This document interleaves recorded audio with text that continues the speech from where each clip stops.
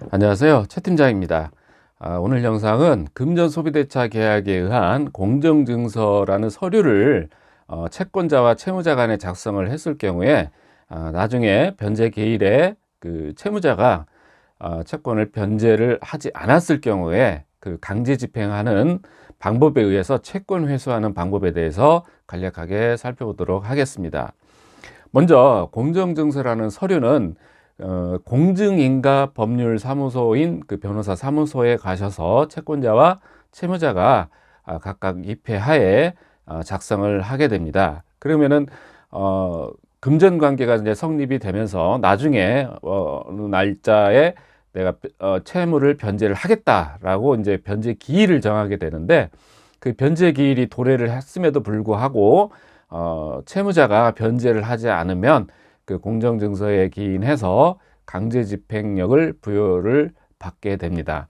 그러면은 뭐 채권자는 채무자의 재산이나 또는 뭐 통장이라든가 이런 가용 자산에 대해서 강제 집행을 통해서 채권 회수를 할 수 있게 되게 되는데, 중요한 거는 물론 그러한 강제력이 부여가 되어져 있음에도 불구하고 채권을 회수를 하지 못하는 경우가 왕왕 있다라는 겁니다. 그 원인은 공정증서를 작성하기 전에 채권자가 채무자의 그 신용 상태라든가 또는 재산 소유 여부라든가 이런 거를 정확하게 인지를 할 수가 없는 상황이다 보니까 그냥 공정증서를 채무자가 작성을 해준다 하여 금전거래를 하는 경우가 거의 대부분입니다. 그러면은 대부분의 채권자들은 공정증서를 작성을 하게 되면 나중에 돈 받는데 지장이 없다라는 그 정도 그 고정관념을 갖고 있기 때문에 실무에서 보면은 공정증서만 확보를 해 놓으면 내가 돈 받는 데는 지장이 없다라고 생각하시는 분들이 상당히 많습니다. 그런데 실제 실무는 그렇지가 않습니다.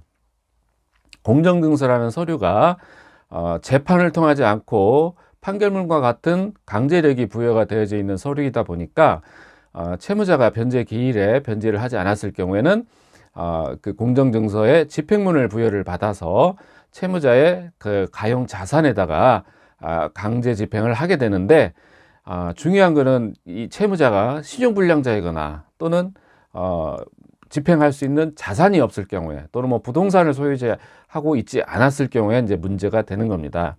그럴 경우에는 아무리 공정증서를 작성을 하였어도 채권 회수하는데 상당히 어려움이 따르게 됩니다.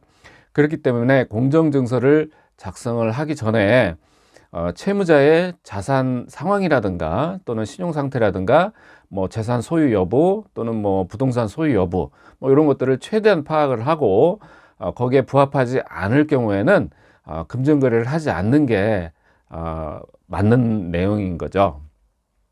자, 그래서 피치 못하게 뭐 금전거래를 하는 경우에 아니 이제 공정증서를 작성을 하게 되면은 나중에 이제 이렇게 변제를 받지 못했을 경우에 뭐 신용정보회사라든가 아니면 뭐 이런 데 이제 의뢰를 해서 채권 회수를 의뢰를 하는 경우가 뭐 상당히 많은데, 뭐 그런 경우에도 일단 그 채무자의 신용이라든가 이런 자산 소유 여부를 정확히 판단을 해서 강제 집행할 수 있는 실익이 있는지 없는지를 이제 따져보고 하게 됩니다. 그렇기 때문에 되도록이면 개인 간의 금전거래는 하지 않는 게 사실 맞는 내용입니다. 만약에 뭐 채무자가 그 사인 간의 금전거래를 뭐 필요하다라고 했을 경우에는 자기가 신용이 양호하고 재산이 있다 그러면은 뭐 담보를 설정을 한다든가 이렇게 해서 이런 금융권에서 금전을 그 구하는 거지, 개인 간에 이렇게 뭐 금전거래를 통해서 돈을 융통을 하지는 않습니다. 그렇다 그러면 벌써 공정증서를 뭐 작성을 해주겠다, 그러니 나에게 돈을 좀 융통을 해달라라고 했을 경우에는 대부분의 경우가 신용이 좋지가 않은 경우가 상당히 많습니다. 아니면 재산이 없다든가.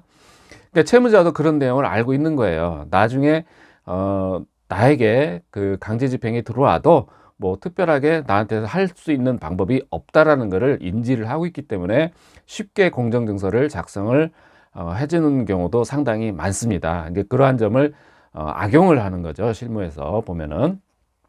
자, 그래서 오늘 영상은 그 공정증서를 가지고 있을 경우에 채권 추심을 어떻게 진행을 하게 되는 거고, 그리고 그 공정증서의 그 실무에서의 그 효용성에 대해서 간략하게 살펴보았습니다.